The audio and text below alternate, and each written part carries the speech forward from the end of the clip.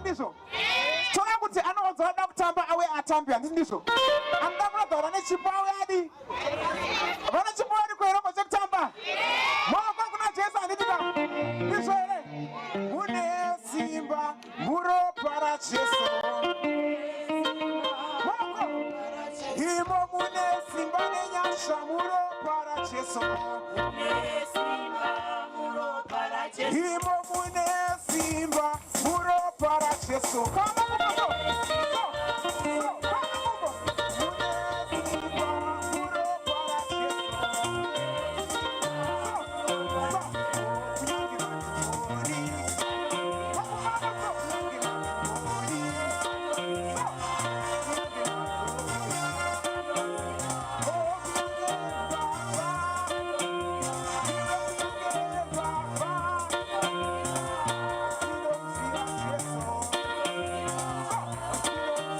Yes.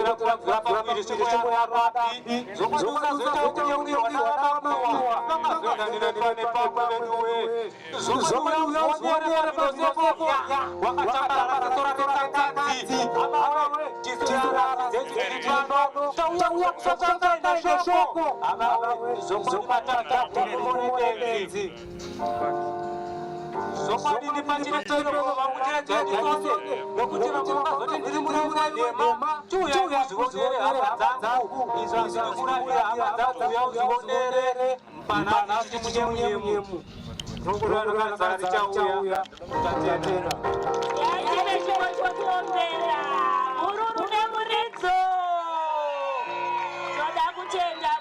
toda kutenda Mwari regai tizivisane kuti tiri live nai panoitwa live streaming neLaycluse creation apo saka vatumira address pagroup retu paFacebook mukaenda paLaycluse page munobva maona zviri kuitika saka udzai hama dzimwe merufumba dzadadza kusvika panzvimbo iyi kudaka zvakawanda kuti vasasaririra tive pamwe chete pachiitiko ichi regai tigamuchirane hama dzangu madekoni ano tichifanana kusara Jesu tichi ameni indasirwa chitata ichinonzi maisi kana kuti mai chinefu nai tinofanira kuti tiri pano nokuti Mwari vatitendera regai tigamuchirane vana baba nanamai vakomana nevasikana tose tingosumuka mimba yaMwari tichiti aruzha tingogamuchirana saizvozvo veai tisumuke tifarira Mwari uyu yes itara Jesu toda kutenda Mwari vana mbuya vari pakati pedu vana sekuru vari pakati pedu toda kukudza Mwari zvisingaiti regai titende tine vaenzi here pakati pedu panzvimbo ino vashuva kuzoshumira nesu madekwana ano kubva kune zvimwe zviunga kana kubva kune mamwe makereke vasumuke tivagamuchire vaenzi kana wauya nemuenzi amuintroduce nhai tigofamba tose tazivana vaenzi halo nhasi hatina vaita regai tipfuure pachikamu ichocho varipo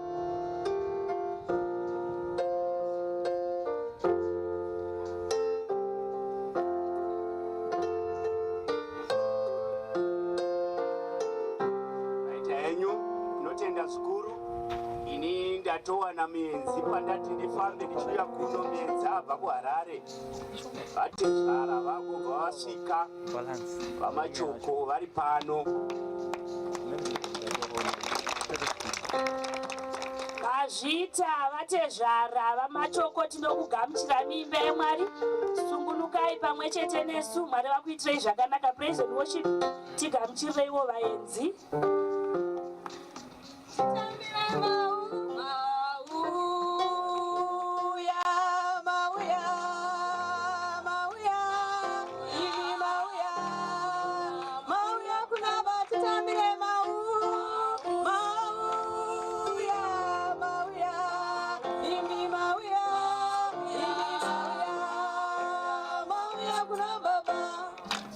Mazvita regai tigamuchire vadare vari pakati pedu mungowevha muri ipapo vakuru vekereke.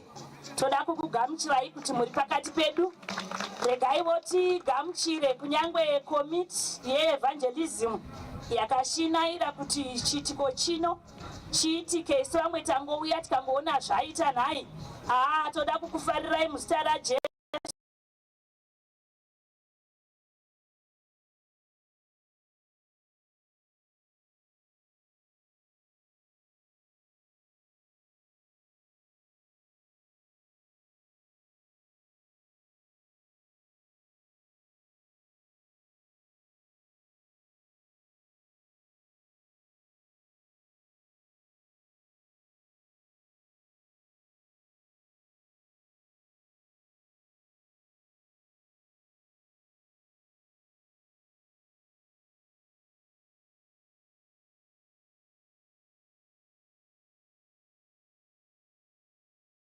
Sungane yamadzimai saka vanotiitira zvakanaka. Mufundisi, sumukai namai muonekwe, tikufarirei muzita raJesu. Mazvita inini chitanda ichi ndochisiyira mufundisi chari vasati vagara pasi vatizivise vaenzi vari pakati pedu. Praise and worship imba ichimbo mufundisi vachiuya.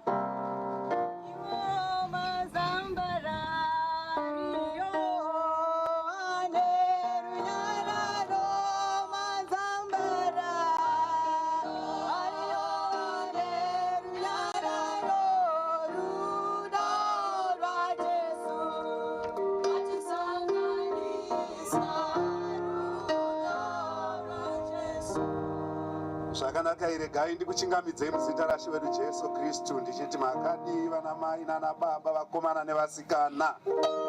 Halo. Zvakanaka. Regai nditange nekukutendai hama dzinodikanwa. Nebasa rose rakabatwa kusvikira tasvika pano. Saka mufaro wedu kuti sezvatakashuva Mwari vazotitendera at last. Tanonoka kutanga nechikonzero chegadziriro first day. Saka chatongoda kuti tiite kubatanidza maoko tichiti makorokoto, it is done. Yes. Unobata munhu ari pedo newe ngoti well done, well done, well done, well done, well done, well done. Vakomana vemushini well done, everybody else well done. Tinotenda Mwari. Handichadi kuti titaure zvakawanda. Nguva yedu yapera. Pakati pedu tine muenzi munyarikani wandinofunga kuti zvakanaka timugamuchire. Mwana wamuno muchiunga, mubati wemuno muchiunga ari kungodzoka kuzoona kuti basa rake raakambobata rakamira sei.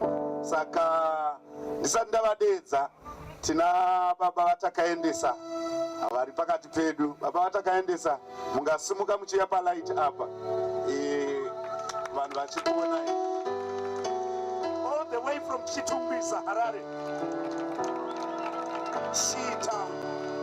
Town yaburuka iri pakwekwe. Town yaburuka iri pakwekwe.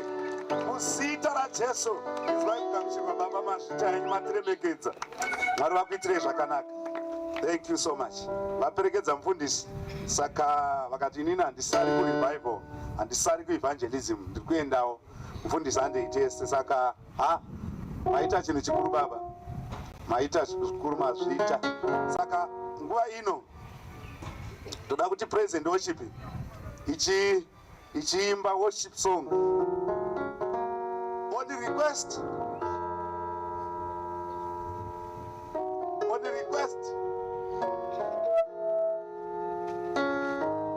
yana mhanya anonzwa zvakanaka. maisa. Sadona ipapa. Right. Andidi kutaura zvakawanda pamusoro pemutauri. Ndava imi ndimungatondiintrodusa kumutauri. Takawadzoka samanyika wadzoka wapetuka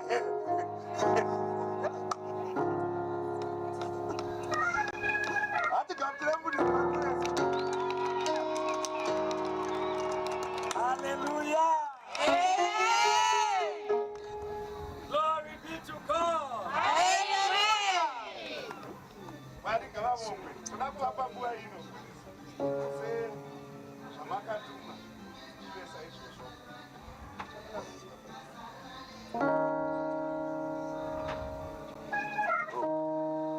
sezvamakatumwa Mwari vakuitisei saizvozvo. May God bless you. Take your time, Rev. Mwari vakuitirei zvakanaka. These hearts are expectant. Saka nainavo.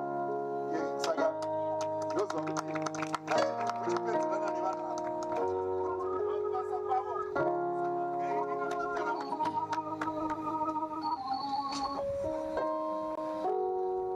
Hallelujah. Hallelujah. Glory be to God. Tinotenda Mwari. Regai nditore mukana uno kuti ndiremekedze mufundisi Chari pamwe chete namai vakoma vedu vakanaka. Toda kukudza Mwari nokuda kwavo, tinokudza Mwari nokuda kwebasa ravanobata muchiunga chino. Regai ndikuremekedze hama dzangu. Tinokudza Mwari nokuti tadzoka kumusha. Hallelujah. It's nice to be back home. It's nice to be back home. Mwari vachitiitira zvakanaka. Vatungamiri vedu toda kuremekedzai zvakanyanya. Mwari vakuitirei zvakanaka. Vana baba, vana mai, ndikuona zviso zvandava nemakore ndaona, asi ndinofara kukuonai zvakare pausiku huno. Youth Councillor vedu tinokudai, tinokuremekedzai. Mwari vakuitirei zvikuru, Mwari vakuitirei zvakanaka. Tinoremekedza zvakare baba vatakaendesa, vakazvipira kuti haiwa toda kuti tiende tifambisane nokuda kwebasa raMwari. Saka toda kukudza Mwari. Baba, tinokutendai. Thank you for being there. Mwari vachiita zvakanaka. We still have a long journey. We'll be back in Harare maybe after Sunday. So we are still together with him as we go across the nation preaching the gospel. Saka tinokudza Mwari zvakanyanya. Zvakanaka. Baba vatakaendesa is now retired kumabasa. Saka vakati vakomana vari kumanya kuenda kumabasa, mufundisi hamungaendi mega. Takaritaya kumabasa asi hatiritai pakubatira Mwari. Saka toda kukudza Mwari zvikuru. Mwari vakuropafadzei. Zvakanaka, regai tinamate. Baba vedu vamasimba ose, tinokutendai muzita raJesu, mazvita nokuda kwenyasha dzenyu. Tinovonga pausiku huno nokuti tinoziva kuti zvichanaka. Vongwai Baba vedu, vongwai Mweya Mutsvene. Muzita raJesu Kristu pamunoshumira kuupenyu hwedu, tione imi, tinzwe imi Mwari wamasimba ose mugokudzwa muzita raJesu. Amen. Zvakanaka. Present worship, just in short, tinoziva zvichanaka.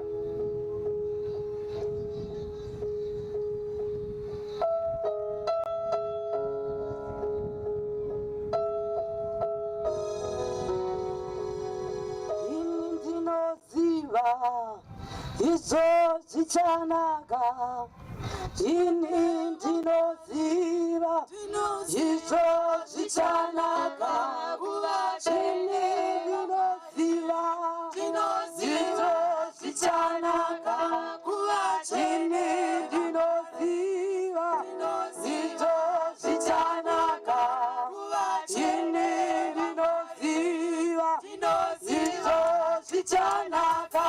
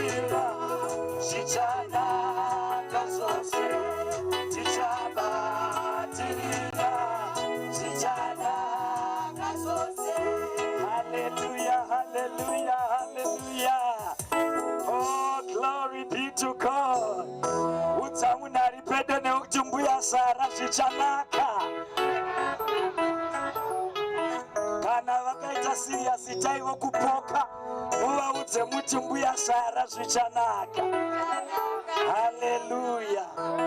Tichaverenga shoko ra Mwari manheru ano kubva mubhuku rakanyorwa rinonzi Genesis kana kuti Genesis chapter ya 18. Genesis chapter 18 ndichaverenga verse ya 9. Abraham akamuchira vatumwa paimba yake. Verse 9 inoti ivo vakati kwaari, Sara mukadzi wako uripiko? Iye akati, tarira uri mutende. Iye akati, zvirokwazvo kana gore rapfuura ndichauyazve kwauri nenguva iyo. Sara mukadzi wako uchava nomwanakomana. Zvino Sara wakanga achiterera ari pamukova wetende shure kwake. Zvino Abrahama naSara vakanga vakwegura, vava nemakore mazhinji nomutoo wakadzi wakanga watoguma kuna Sara. Sara akaseka mumwoyo make akati, ndingazvifarira here zvandachembera? Vhesi iyo chivhitori chakanyanya kudzika chinoda kuti unatso uchitarira. Chiri kunzi ndichazvifarira here ibonde ipapapo. Saka Sara ari kutobayiwa nokuseka mutumwa kuti nayo mutumwa unototaura zvokuzvara, ini chero mafeelings ebonde chaiko handichina. Ndine munhu here panapa inini. Haleluya, haleluya. Ndichazvifarira here zvandachembera? Naiye tenzi wangu wakwegura. Ipapapa ari kungoti tenzi mabhatiri akapera.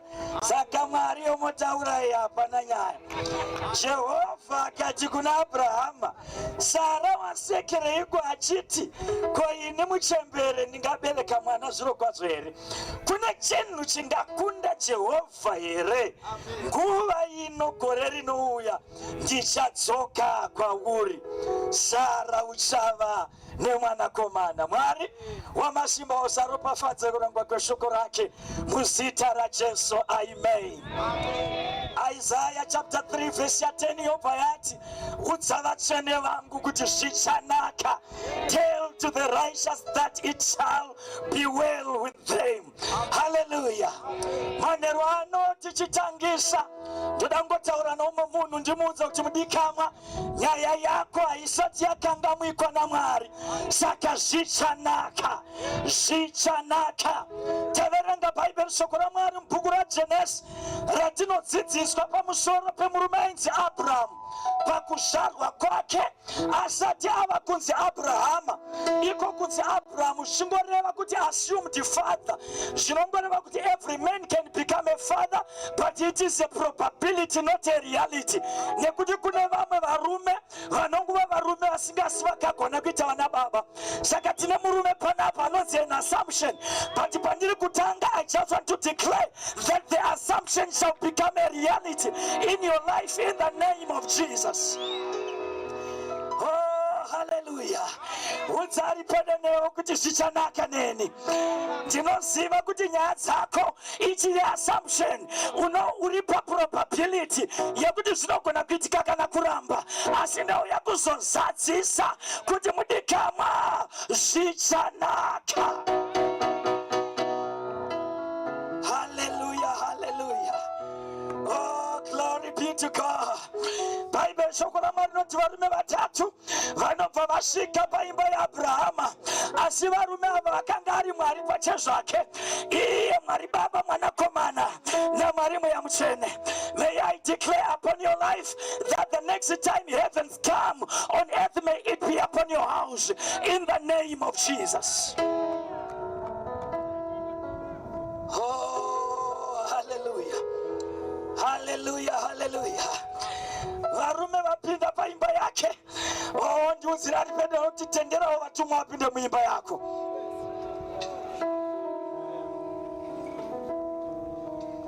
Vapinda vanogamuchirwa ndokupuwa zvokudya. Vaguta ndokubva vabvunza mubvunzo pavhesi ye9 inoti aripiko mudzimai wako? Yes. Aripiko mudzimai wako Sarai? Ipapa ari kutsanangurwa nezvake. Tatonzwa bhaibheri rakutsanangura chimiro, asi ari kunzi aripiko. Ndauya kuzobvunza kuti dziripiko nyaya dzamakaisa mupilo muchiti Mwari hachapinduri. Tine maprayer requests atakatosendeka, atakatoti aya hasisiri marequest. Kuna zvirwere zvatakatosendeka zvakuti tikati vanorwara uyai mumiri hamuchauya nekuti makatogamuchira. Ndauya kuzobvunzawo mubvunzo manerano. Chiripiko chirwere chamakasendeka, chamakagamuchira kuti ndo chichakutorai? Aripiko mudzimai wako waunoti wakatarira kuti hapana chichabuda? Aripiko mudzimai wako? Aripiko Sarai mudzimai wako? Yes. Hallelujah. Verse 11. Nobody yati now Abraham and Sarah, they were old and advanced. Ipapa zvatiri kuudzigwa kungoitira kuti tizive kuti nyaya dzacho dzanga dzaminama.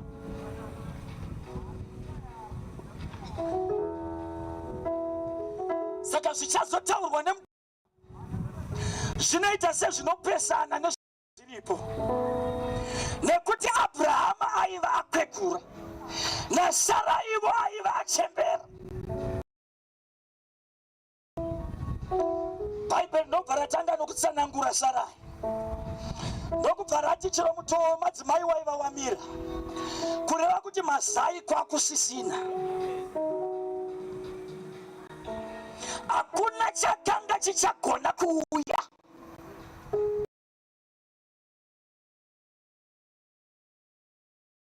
Sina mazai ndiye anonzi aripiko, kureva kuti uya naye nekuti akapinda mupresence yaMwari mazai anodzoka.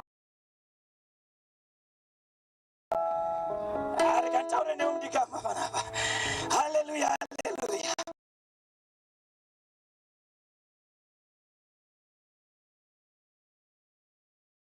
kuti vana vaIsraeri vachibuda muIjipita vanoita 40 years vari murenje. Panguva ya 40 years vanonzi hembe dzavo hadzina kubvaruka nemanyatero avo haana kubvaruka, kureva kuti munhu akapinda murenje ane 1 year akabuda ne41 but achipfeka same size, kureva kuti achikura nemanyatero aikurawo. Tine munhu eri panapa ini.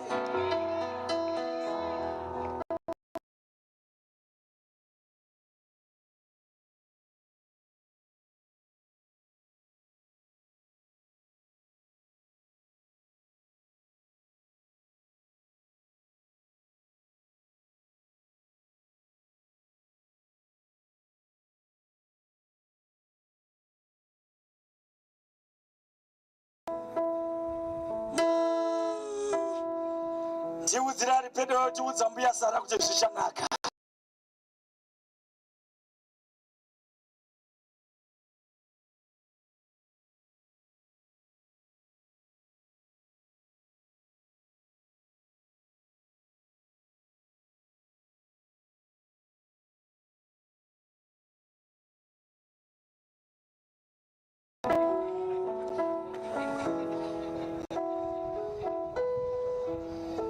Hallelujah, hallelujah. Batiri raiva rapera. Kana iri motikari tinoti yagara nemavhiri mana. Kana muchifamba rwendo mota ikaputika vhiri rimwe munoziva kuti tinoisa respeya. Asi mukaona ikaputika wose munoziva kuti rwendo rwakona. Ndauya kuzotaura nari kuti mufundisi, ini yokumba kwangu inenge yaputika wose. Ndauya kuzotaura nomwe munhu panapa anoti mufundisi, ini kwangu magetsi hatichazive kuti akaenda rini.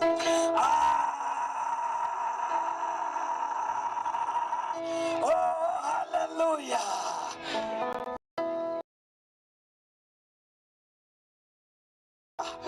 Zvichanaka namwari uyu zvichanaka, nekuti Mwari anouya panonzi hapachagoneki. Zvakanzi nevanhu hazvigoni, naMwari zvinhu zvose zvinogona. Sekuru Abrahama nambuya Sara, ndauya kuzokuudzai kuti nemi zvichanaka. Gore rinouya nguva ino. Next year this time, may I declare upon your life in the name of Jesus that next day this time, next week this time, next month this time, next year this time, you shall hear good news in your ears. Why? Because it shall be well with you.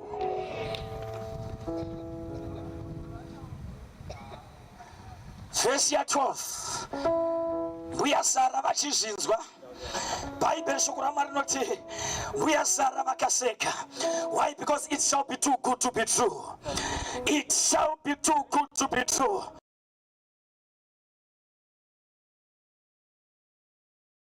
Sara vakabva vati ndingazvifarira here zvandakura kudai.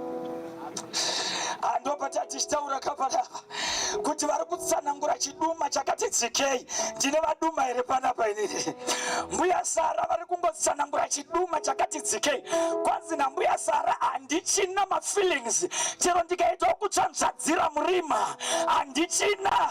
Dai ndaiva nevazukuru ndonguva yandingadai ndakasiya bedroom rasekuru, nekuti pandakapedzisira kubvako ndakatombozama ndikaona kuti kuna sekuru moto hauchasviki.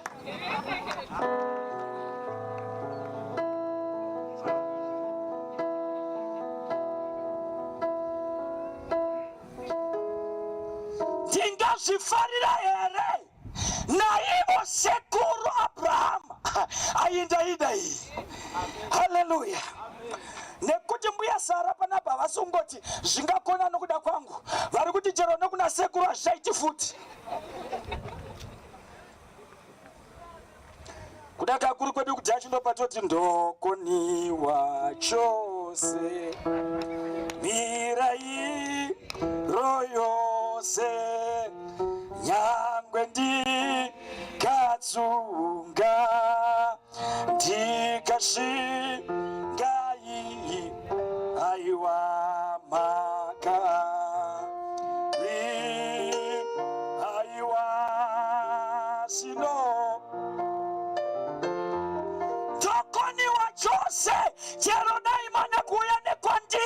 muchida kuita ya Maria asimazaya ndichina mukada kuya nekuna sekuru injini yakafa maplagi achasvitsi moto. Mutuma woti zvichanaka. Ndauya kuzotaurawo nani situation yakadai manerano. Anoti mfundisi ndazama zvose. I have tried everything mfundisi. Ndazama kuiswa maoko pamusoro. Munhu aneti asachaita mhanza nokutauka vhudzi nekuiswa maoko pamusoro. I have tried every trick in the book, but I've come to tell you that he shall be well. Oh, it shall be well. Rikalaba Santa Labai. Oh my God.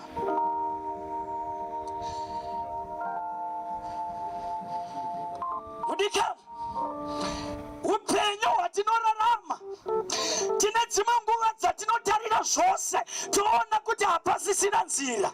Ndoga zvinozorehwa nemuimbi wekwedu achiti hepanopa dene yere yiri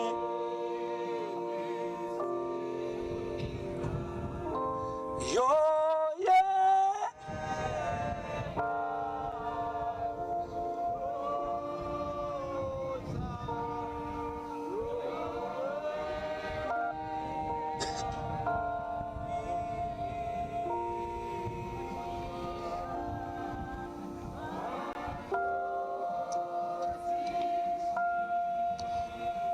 Hallelujah. Muimbi anorangarira chinonzi denere igwenzi kana chinhu chakaita sechuru anoti ndasvika ipapo handichaoni nzira, handichaoni kokuenda. Pano padenere iripiko nzira yoenda kumusha. Mbuya Sara naAbrahama vasvika padenere roupenyu. It seems like there is no way, but I've got to declare upon your life that God is gonna make a way where there seems to be no way. Oh, Zimbabwe zvichanaka. Ndauya kuzotaura nenyika yekwedu kuti Zimbabwe zvichanaka. Zimbabwe zvichanaka.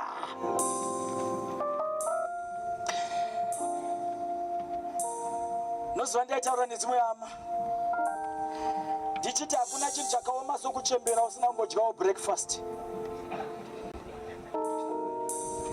Nekuti breakfast hakusi kuwanda kwechingwa, asi udobi kumwe kunenge kuri mundiro.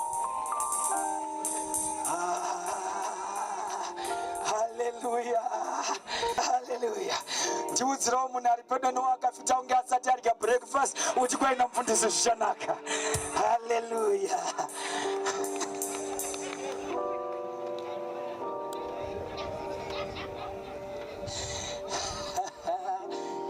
Oh, glory be to God. Amen. Saka panapa bhaibheri shoko raMwari rinotibudisira an impossible situation. Rinotiratidzira kuti panga pasisina pokuenda napo. Asi ndauya kuzotaura newe Mbizo kuti naMwari zvinhu zvose zvinokona.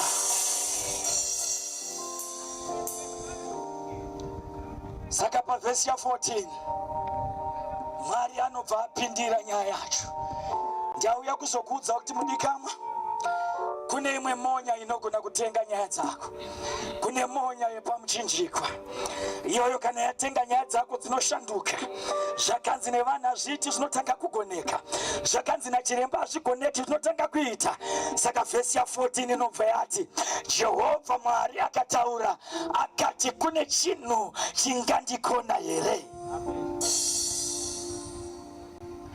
Child of God, tonight, no matter what you're passing through, nothing is too hard for the Lord.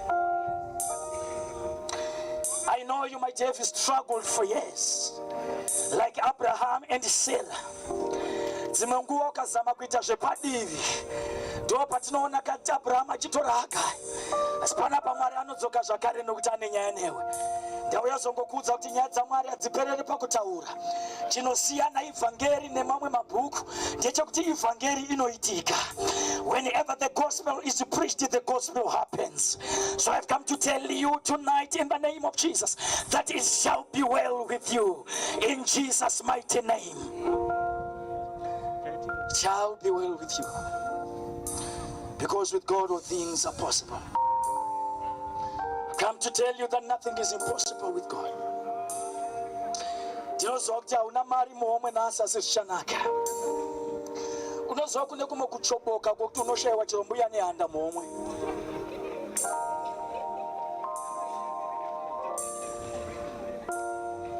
Mbuya havo.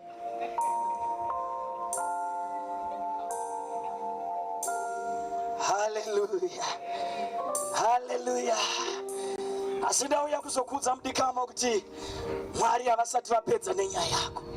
I've come to tell you that one day it shall be well. It might take longer, but it will not be denied of you. You shall have it to the glory of God. In the name of Jesus. Hallelujah. Ndauya kuzotaura nevamwe vanotambura nemiviri yavo inorwadza. Vane makore vachienda kunoona vana chiremba.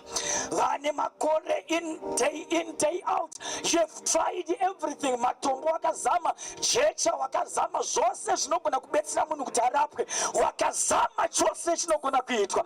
But nothing worked in your life. But I've come to announce over your life that it shall be well with you.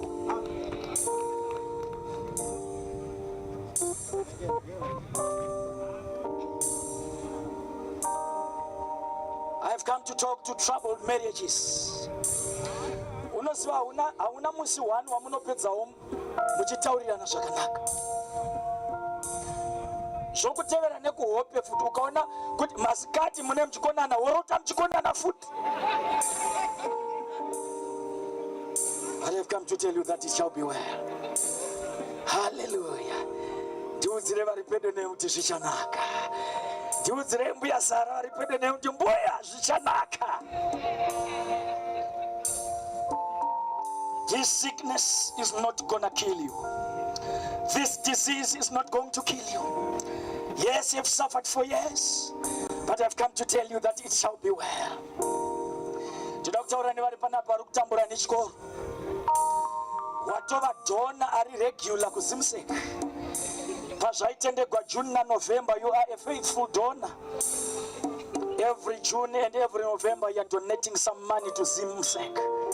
But I've come to tell you that it shall be well. Unoziva? Ini namba mukuru wachari takambopfuura uno kuchikoro. Handisiva hangu kunyu curriculum kuti register richiko here kuchirungu. Kungofoirawo kungoti root. Kuti zvataugwa nemunhu uyo ari root. Wangonyora shoko rimwe rokuti root. Wodzoka une C yako. But for years, nothing seems like coming your way. But I've come to tell you that next year this time, as you're gonna sit for your exams this year, it's gonna be the last time. I've come to tell you that it shall be well with you. May I speak to families tonight. Families that have been in the roundabout for years.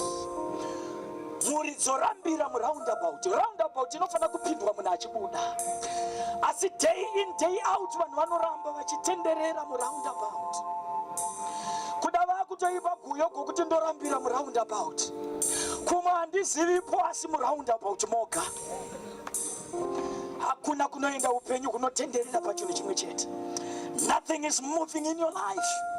You try this project, nothing is moving in your life. Kana vari vanosona inongori micheka nemicheka iri mumakati box isina kupera. Unowana tender, after being given a tender, people don't make a follow. But I've come to tell you that it shall be well with you. Hakuna chinhu chinorwadza sokupuwa tender yekusona zvinhu zvomuchato. Zvine makala mamwe anonzi vana begandi vamwe anonzi zvokuti hazvipfekeki uchienda kutaundi. Asi wapedza kusona vanhu havafoni kana kudini. Ndo panoperera sarungano. But I've come to tell you that it shall be well with you. May God open doors in your life in the name of Jesus. Hallelujah to Jesus. Oh, hallelujah. You might be barren like Sarai. hakuna chiri kubuda mazai aoma mazai aenda. Even pamazuva ya simba you will barren again. But I've come in the name of Jesus to take authority over every form of barrenness in your life in Jesus' name. Spiritual barrenness, but nothing is coming out. There is no fruit in your ministry, but I've come to command fruits in the name of Jesus. Financial barrenness, we have come to move financial barrenness to the glory of God in the name of Jesus. Oh my God. Why? Because it shall be well with you.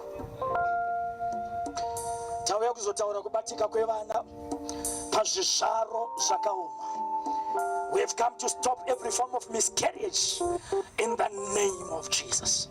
That in the city, in this congregation, there shall not be any miscarriage again. To the glory of God in Jesus' name. We stop every form of bleeding and we stop every form of miscarriage. Tinoraira zvizvaro zvinobata vana kuti vana varege kufinza pazvizvaro zvenyu muzita raJesu Kristu. Because it shall be well. It shall be well. It shall be well. It shall be well.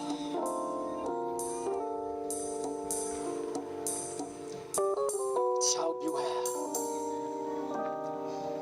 Manerano, yes, I'm finishing. Don't go to Mudika. Shishanaka newe. Doesn't matter what you're passing through today. Doesn't matter the burden that you're carrying today.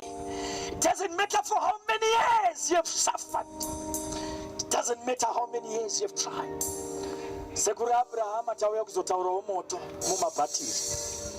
Mbuya Sara atauya kuzotaura kuti mazai ngatange kuronga zvakare.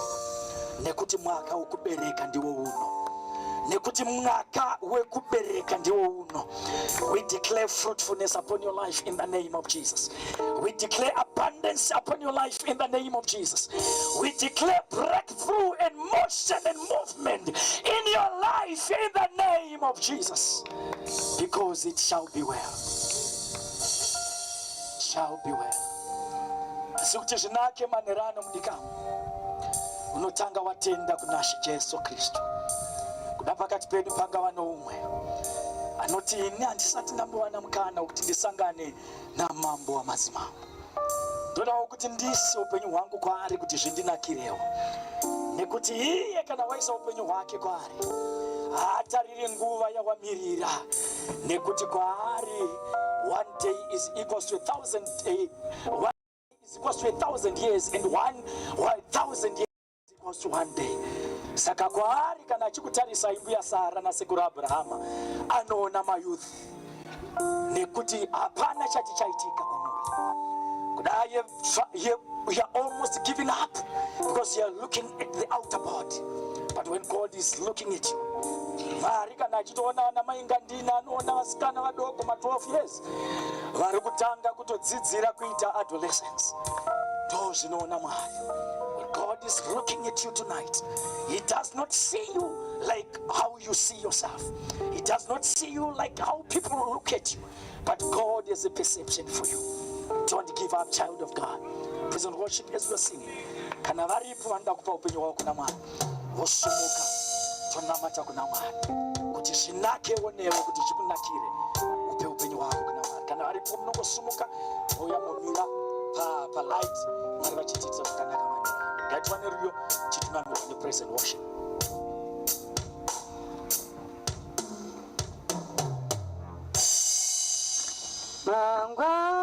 Mangwanani tinorumbidza Mwari, masikati tinorumbidza Mwari, madekwana tinorumbidza Mwari, mweya wangu rumbidza Mangwanani tinorumbidza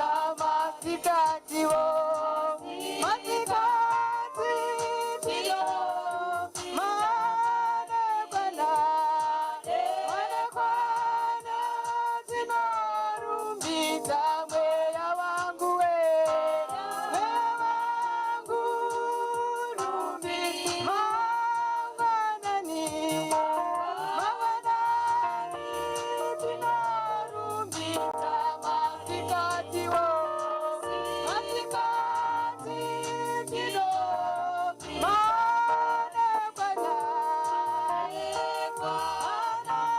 tinorumbidza mweya wangu we, mweya wangu rumbidza mweya wangu we,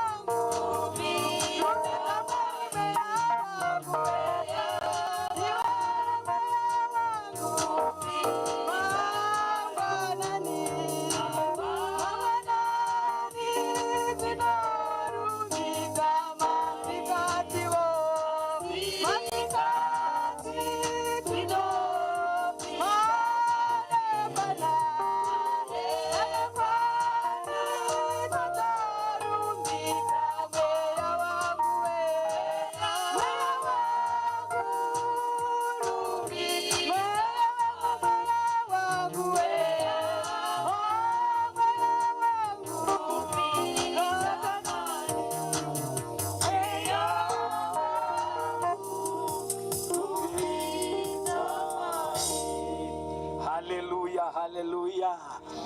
Kuti zvinake newe zvinokosha kuti Mwari ave neukama newe. Nekuti tinoona Mwari vachiinda kubva kwaAbrahama nekuti pakanga paine ukama. Saka for it to be well with us, there is need for a relationship between us and God. Saka tinofara nekuda kwerelationship yakadaro inovambwa naMwari. Tose pamwe chete nevakasimuka vari kuno kumberi, tinoda kungoti titi Baba vedu vari kudenga, tinokutendai manheru ano nekutishanyira nemutoo wakadai.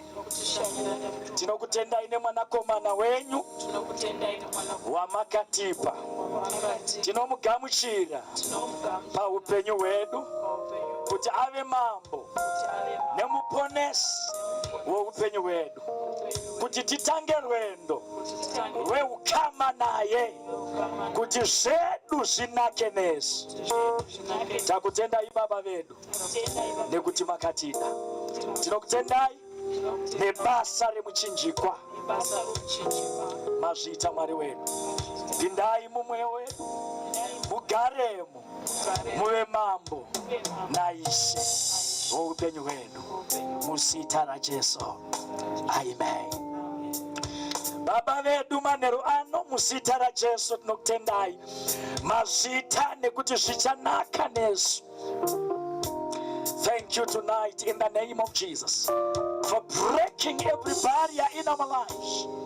Thank you for healing our sick bodies. Thank you for breaking barrenness. Thank you for breaking miscarriages. Thank you for breaking every yoke upon our lives to the glory of God. Because it shall be well with us. Mazita muyamchene tinokutendai makudzwa Baba wedu pamavambo revival ino. Tinonamata minana nezvinoshamisa zvitevere kuparidzwa kweevhangeri parevival ino muzita raJesu mupenyu. Maita nekuporesa vanorwara, kusunungura vakasungwa, kutsikinura vakatapwa, kuti memoga Mwari wedu mugokudzwa nekuti munoti next year this time. We thank you for the next year, and next week, and next day, in the name of Jesus, because it shall be well with us in Jesus' name. Maita Baba vedu mbiri yose nekukudzwa tazvidzorera kuzita renyu rinoshamisa muzita raJesu.